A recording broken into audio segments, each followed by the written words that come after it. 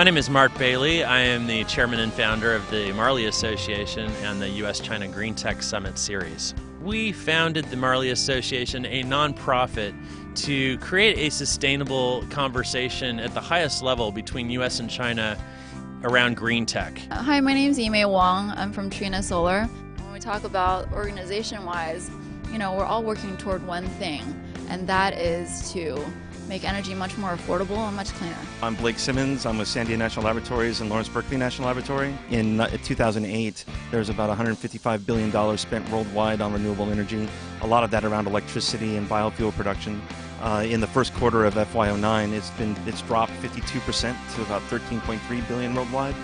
And if you take a look at the funding portfolio from private investment to venture capital to government investment, there's a big disconnect or disparity in the amount of funding between what the government's putting forth so far and what the private industry is doing. And so far, industry and commercial interests are far outnumber the government dollar research investment into it. The purpose then of the Marley Association is to bring about better cooperation at the subnational level and with industry and the academic community.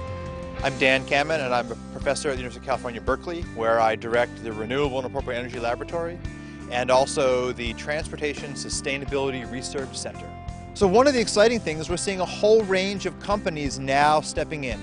Barclays Bank, Condé Nast, a number of companies are making green development part of their own industrial plans, their building footprints.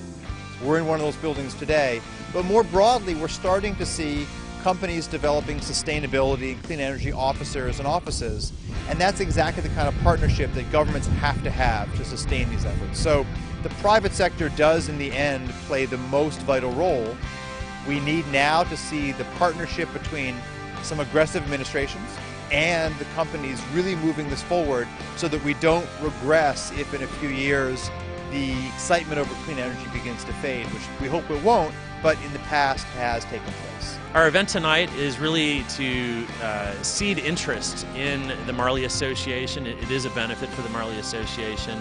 It's also bringing together the Santa Cruz Energy Resource Collaboration, which is one of the student groups that sprung up around us to take the role of bringing together best academic partners in the state of California. My name is Khalil Morris. I'm the chairman of the Santa Cruz Energy and Resource Collaborative.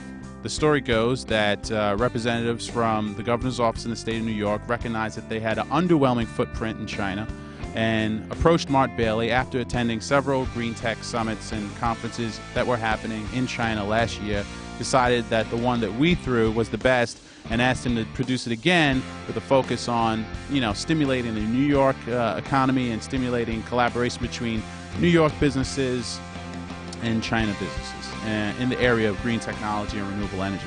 The event that we held last year in Shanghai, the first U.S.-China Green Tech Summit in November of 2008, brought together just a wonderful group, approximately 500 people in Shanghai. All of these people combined came together in a collaboration for a couple of days in Shanghai to talk about best practices, to take policy into practice, to figure out how to reduce GHG in both of our countries. It's important to keep this dialogue going back and forth, so that's why we are continuing this summit series into following years, and that's the mission of the Marley Association, focused around not just what we're talking about these days, but what are we actually doing? What are specific projects? What are we doing? And so we can report on these projects and our success in those projects so we can scale up those respective technologies. The reason why we founded it is because we cannot do climate change without China.